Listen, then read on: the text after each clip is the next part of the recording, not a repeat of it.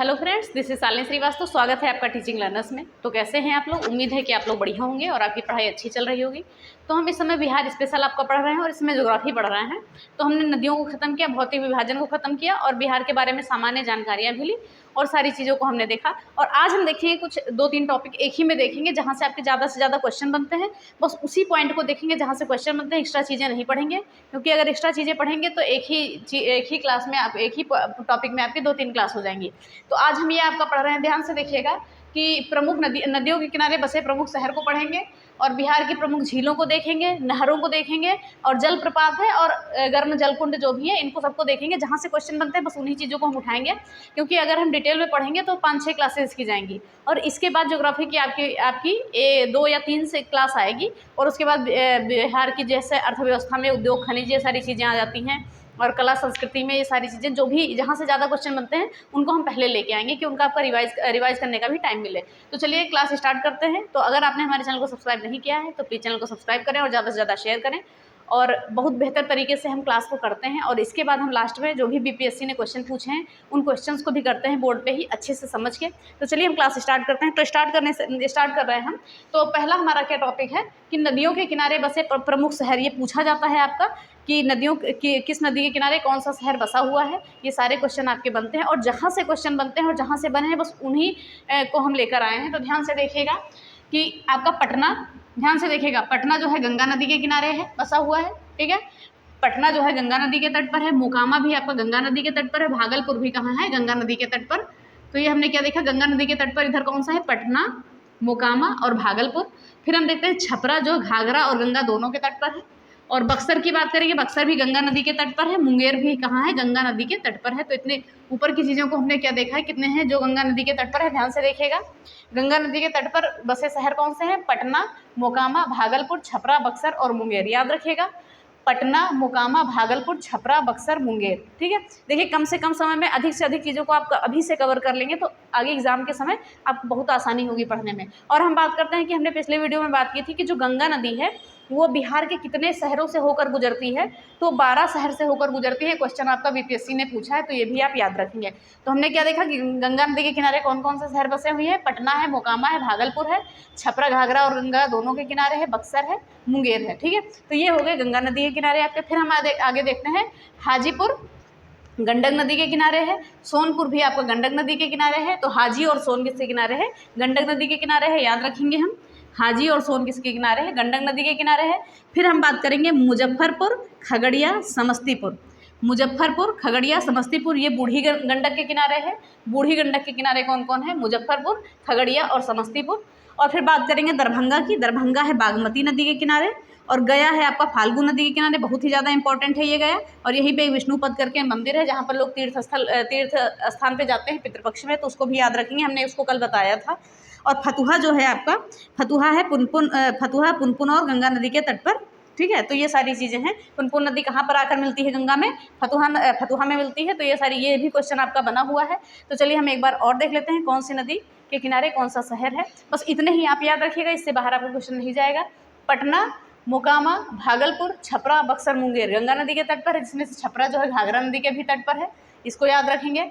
फिर हम बात करेंगे यहाँ पर हाजीपुर, सोनपुर जो है गंडक नदी के किनारे है। फिर मुजफ्फरपुर, खगड़िया, समस्तीपुर ये है बूढ़ी गंडक के किनारे। मुजफ्फरपुर, खगड़िया और समस्तीपुर बूढ़ी गंडक के किनारे है। दरभंगा जो है बागमती के किनारे है। गया जो है फाल्गु नदी के किनारे है। फतुहा है पुनपुन और गंगा नदी के तट पर है, ठीक है। तो ये नदियों के किनारे बसे कुछ प्रमुख शहर हो गए जहाँ से हमें हमेशा क्वेश्चन बनते हैं, बस वही चीज़ें हैं। अब हम बिहार की कुछ प्रमुख झीलों के बारे में जानेंगे, तो इनको देखिए ध्यान से। तो कुछ प्रमुख झील, हमने ज़्यादा झीलें नहीं ली है, पर जहाँ से आपके क्वेश्चन बनते हैं बस उन्हीं झीलों को हमने लिया है। तो पहले हमने लिया है कांवर झील। कांवर झील कहाँ पर है? बेगूसराय में। और ये एक रामसर स्थल, यानी कहने का मतलब ये 39वां जो है रामसर स्थल है, तो इसको आप याद रखेंगे, ठीक है। ये इंपॉर्टेंट है, रामसर स्थल है, 29वां जो है रामसर स्थल है। कौन सी? कांवर झील। इंपॉर्टेंट है, ये पूछा गया है क्वेश्चन आपका। तो हमने क्या देखा, कांवर झील जो है बेगूसराय में है। बस यही पूछा जाता है कि कौन सी झील कहाँ पर है, ठीक है। इसके अलावा यहाँ से क्वेश्चन नहीं बनते हैं। तो कांवर झील जो है बेगूसराय में है, 39वां रामसर स्थल है। फिर आगे हम देखेंगे गोगाबिल या घोघा झील भी कहते हैं, गोगाबिल या घोघा झील भी कहते हैं। ये कहाँ पर है? कटिहार में है। और ये क्या है? बिहार का पहला सामुदायिक रिजर्व है, ठीक है।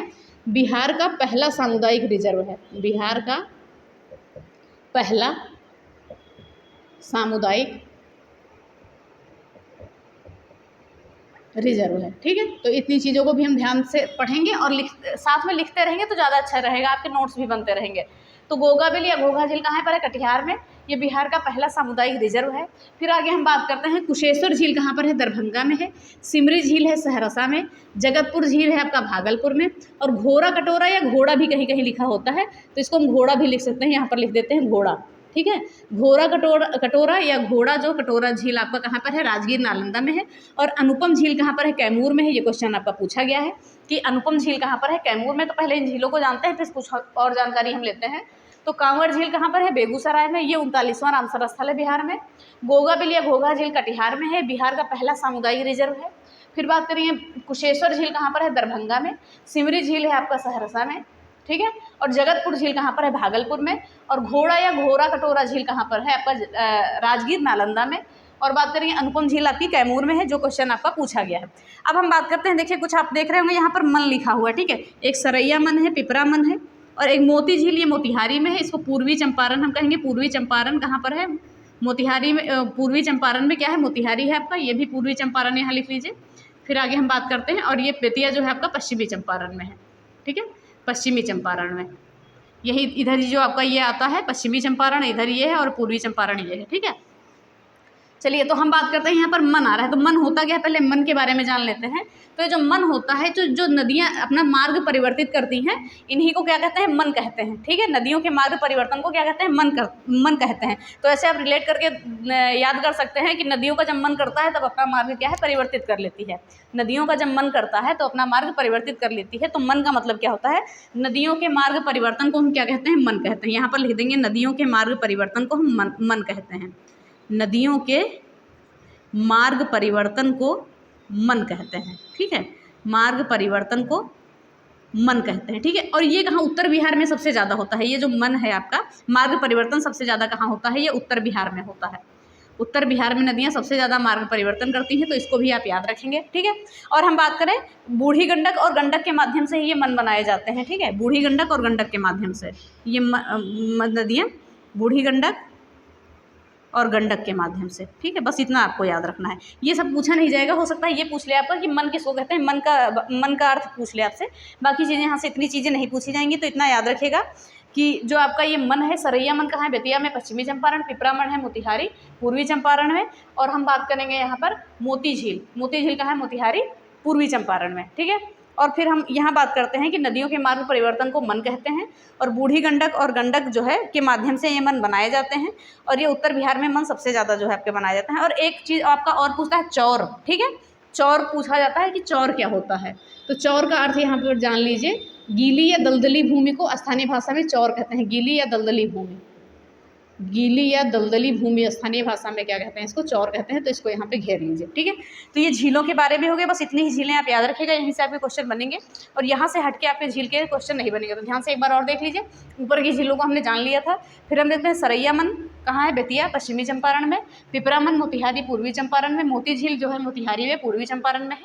और चौर किसको कहते हैं? गीली या दलदली भूमि को कहते हैं स्थानीय भाषा में। बस इतनी चीज़ें हैं। ठीक है, तो ये सारी चीज़ें हमारी हो गई झील और नदियों के किनारे बसे आपके प्रमुख शहर हो गए। आप कुछ जलकुंड, जो गर्म जलकुंड हैं वो पूछे जाते हैं आपसे, तो उनको भी जान लीजिए। चलिए, कुछ जलकुंड है। एक ब्रह्मकुंड है, ध्यान से देखिएगा। ब्रह्मकुंड है, सप्तधारा है, ठीक है, और मखदूम कुंड है, गोमुख कुंड है, सूर्य कुंड है, और नानक कुंड है। ये सारे कुंड आपके कहाँ पर हैं? ये राजगीर में है। यहाँ पर हम लिख देते हैं, ये सारे कुंड आपके कहाँ पर हैं? राजगीर में। एक सेकेंड, ये सारे कहाँ पर है? राजगीर में। ठीक है, सारे ये राजगीर में हैं आपके कुंड, जो भी हैं ये जितने भी कुंड लिखे हुए हैं सारे राजगीर में हैं। और ये जो ब्रह्म कुंड है, इस पर इंपॉर्टेंट लगाइए, बिहार का सबसे गर्म कुंड है। ठीक है, बिहार का सबसे गर्म कुंड है, जल कुंड है, बिहार का सबसे गर्म जल कुंड, सबसे गर्म जल कुंड। ओके, तो बस इतनी चीज़ों को आपको याद रखना है। राजगीर में ये सारे जलकुंड हैं। देखिए एक ही जगह लिख दी गई हैं चीज़ें, तो इतना हम ध्यान रखेंगे। ब्रह्मकुंड बिहार का सबसे गर्म जलकुंड है। सप्तधारा, मखदूम कुंड, गोमुख कुंड, सूर्य कुंड और नानक कुंड, ये सारे कहाँ पर है? राजगीर में है। ठीक है, ये सारे कहाँ पर है? राजगीर में है। एक बार याद करना पड़ेगा आपको, एक दो बार वीडियो देख के आप याद कर लेंगे तो चीज़ें आपको याद हो जाएंगी। फिर आगे हम देखते हैं क्या है आपका, एक सेकेंड, ये आगे आपका क्या है? लक्ष्मण कुंड। देखिए, लक्ष्मण, राम और सीता, लक्ष्मण कुंड, रामेश्वर कुंड, सीता कुंड, सब एक ही जगह है। लक्ष्मण कुंड, रामेश्वर कुंड, सीता कुंड, ऋषि कुंड, ठीक है, जन्म कुंड, भीम बांध, श्रृंगार ऋषि कुंड और भरारी कुंड और पंचतर कुंड, ये सारे आपके हैं मुंगेर में। ठीक है, ये सारे कुंड जो हैं आपके जल कुंड कहाँ पर है? मुंगेर में है। तो इनको भी याद रखिए। जल्दी से एक बार देखते हैं कौन कौन से कुंड। देखिए, लक्ष्मण, राम, सीता, ऋषि, ठीक है, और जन्म, भीम बांध, श्रृंगार ऋषि कुंड, भरारी कुंड, पंचतर कुंड, सारे मुंगेर में है। और जो एक अग्नि कुंड है ये भी इंपॉर्टेंट है आपका, ये है गया में।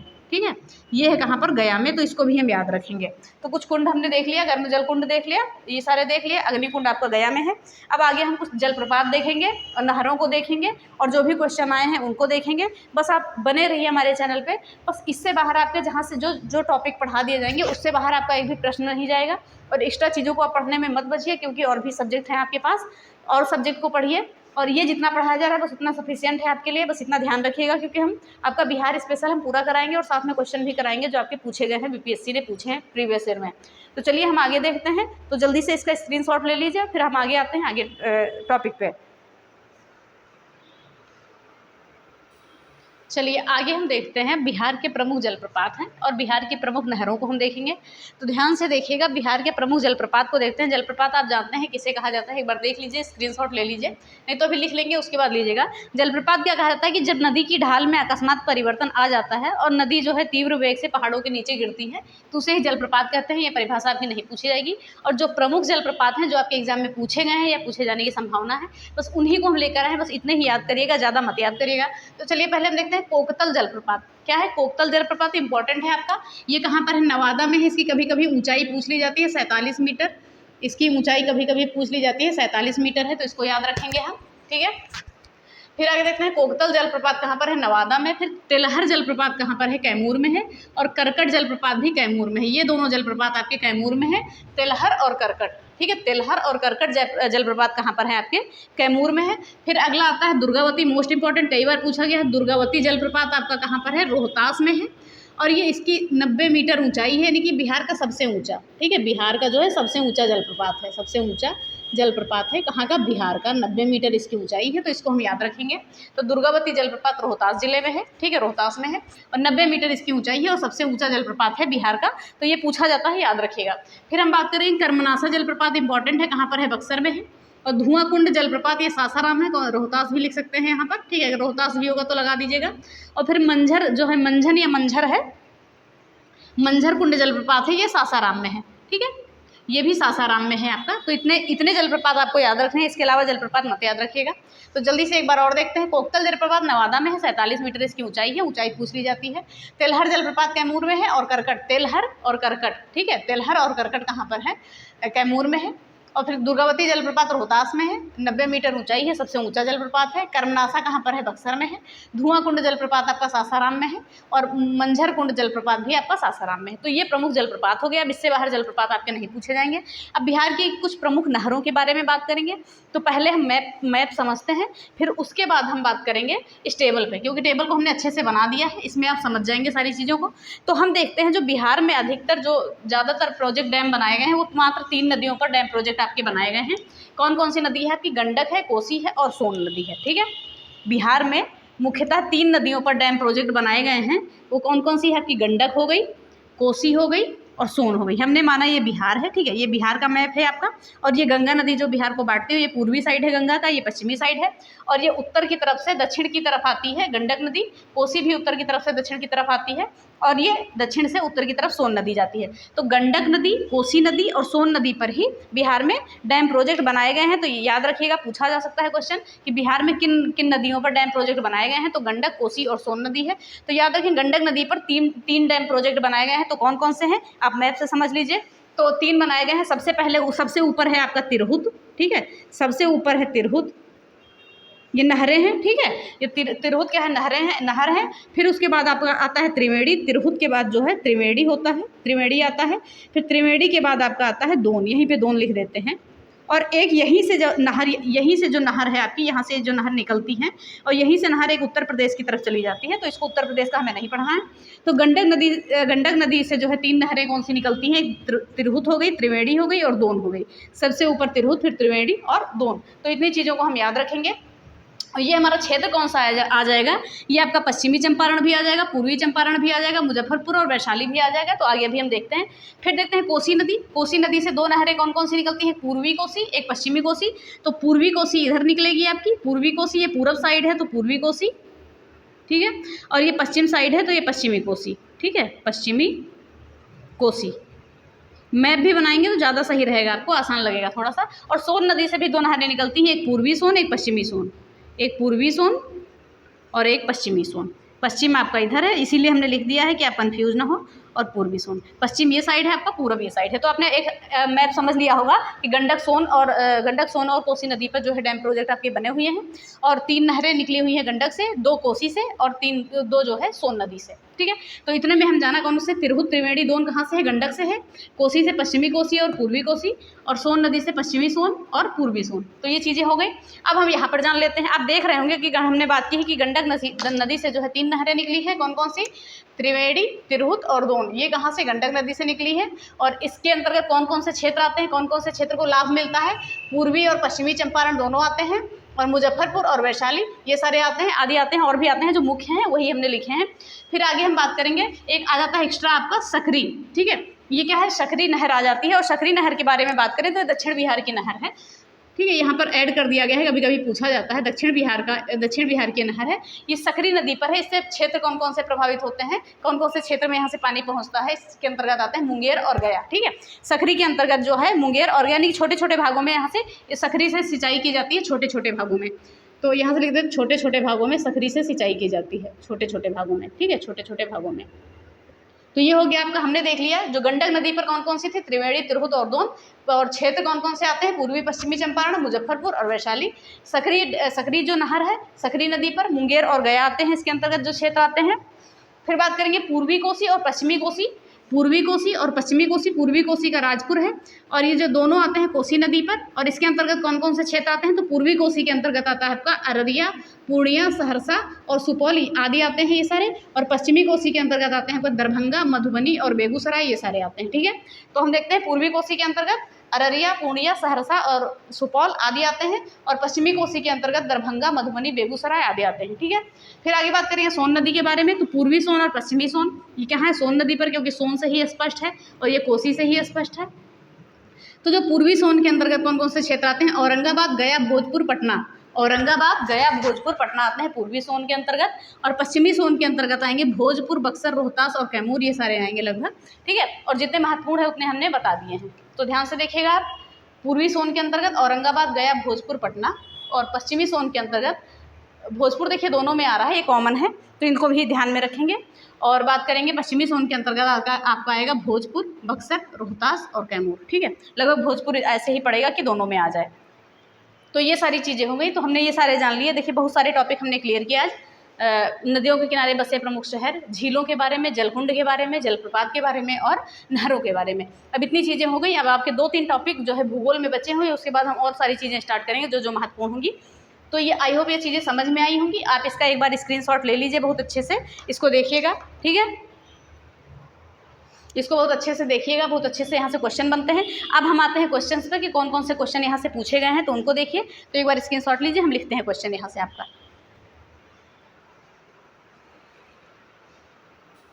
चलिए अब कुछ प्रमुख प्रश्नों को देख लेते हैं जो बीपीएससी ने पूछे हैं, ठीक है। ये सारे क्वेश्चन बीपीएससी के द्वारा पीछे पूछे गए ही हैं, तो इनको ध्यान में रखिएगा, सारे महत्वपूर्ण क्वेश्चन हैं। तो चलिए पहला क्वेश्चन हमारा कौन सा है, पहला क्वेश्चन है बिहार के किस जिले में सबसे अधिक नहर सिंचित क्षेत्र है। बिहार के किस जिले में सबसे अधिक नहर सिंचित क्षेत्र है, तो पश्चिमी चंपारण, औरंगाबाद, भोजपुर, रोहतास, या यहाँ पे 5 ऑप्शन होता है, ये नन ऑफ दी, या एक से अधिक, ये ऑप्शन यहाँ पर होता है, या एक से अधिक, ठीक है, एक से अधिक। तो यहाँ पर जो आपका सही आंसर हो जाएगा रोहतास हो जाएगा, ठीक है, सही आंसर हो जाएगा आपका रोहतास। तो क्या हो जाएगा, बिहार के किस जिले में सबसे अधिक नहर सिंचित क्षेत्र है, तो रोहतास में सबसे अधिक नहर सिंचित क्षेत्र है, इसको याद रखिएगा। बिहार के रोहतास जिले में सबसे अधिक नहर सिंचित क्षेत्र है, ठीक है। चलिए आगे हम देखते हैं। दक्षिण बिहार में प्रचलित परंपरागत जल संरक्षण सिंचाई, दक्षिण बिहार में प्रचलित परंपरागत जल संरक्षण सिंचाई पद्धति कहलाती है आहार और पाइन, नहर और पाइन, सिंचाई और आहार, और खड़ीन और पाइन, या ननाबीज या एक से अधिक। तो इसमें जो सही आंसर हो जाएगा आपका ये हो जाएगा आहार और पाइन। ठीक है, आहार और पाइन क्या है? दक्षिण बिहार में प्रचलित परंपरागत जल संरक्षण सिंचाई क्षेत्र है, याद रखिएगा। ठीक है, जल संरक्षण सिंचाई पद्धति कहलाती है आहार और पाइन, आहार और पाइन। ठीक है, तो ये सारी चीज़ें हो गई। एक सेकेंड, हाँ चलिए फिर हम आगे देखते हैं। अगला हमारा क्वेश्चन है, त्रिवेणी नहर किस नदी पर निर्मित है? अभी हमने बताया है त्रिवेणी नहर आपकी किस नदी पर निर्मित है। तो ये आपका जैसे बिहार हो गया, क्या बताया था हमने, ये आपका बिहार हो गया, ये गंगा नदी हो गई, ये गंडक आ गई आपकी। तो यहाँ क्या हो गया आपका, यहाँ हो गया आपका तिरहुत था, त्रिवेणी था और दोन था। तो त्रिवेणी और ये सारी किस नदी पर थी? ये गंडक नदी पर थी, याद रखिएगा।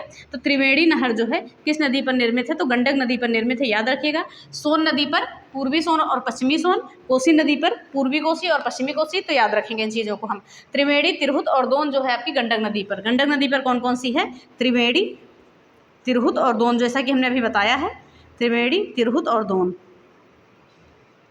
और दोन। ठीक है, चलिए ये हो गया। तो त्रिवेणी नहर किस नदी पर है? गंडक नदी पर है। अगर है निम्नलिखित नहर प्रणालियों में से किससे बिहार के क्षेत्र में सिंचाई होती है? तो ऊपरी गंगा नहर, त्रिवेणी नहर, शारदा नहर, या पूर्वी यमुना नहर, या ननाबदीज, या इनमें से कोई नहीं या एक से अधिक। तो यह आंसर आपका सही हो जाएगा त्रिवेणी नहर। ठीक है, त्रिवेणी नहर से जो है बिहार में सिंचाई होती है। एक बार और देख लीजिएगा, निम्नलिखित नहर प्रणालियों में से किससे बिहार के क्षेत्र में सिंचाई होती है? तो ये होती है त्रिवेणी नहर से। ठीक है, त्रिवेणी नहर से जो है आपकी सिंचाई होती है।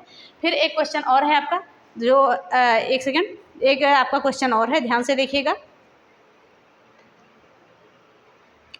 आगे क्वेश्चन है आपका, निम्नलिखित झील जो बिहार में स्थित है, कौन सी झील है? निम्नलिखित में से कौन सी झील है जो बिहार में स्थित है? तो ये आपकी हो गई अनुपम झील, सांभर झील, सुखना झील, कामा झील, या ननाबदीज, या एक से अधिक। तो अभी जब हमने झील पढ़ी है तो इसमें से कौन सी झील हमने पढ़ी है? तो हमने ये पढ़ी है अनुपम झील, जो बहुत ही आपकी इंपॉर्टेंट है। तो याद रखिएगा, अनुपम झील इंपॉर्टेंट है। और कहाँ है अनुपम झील?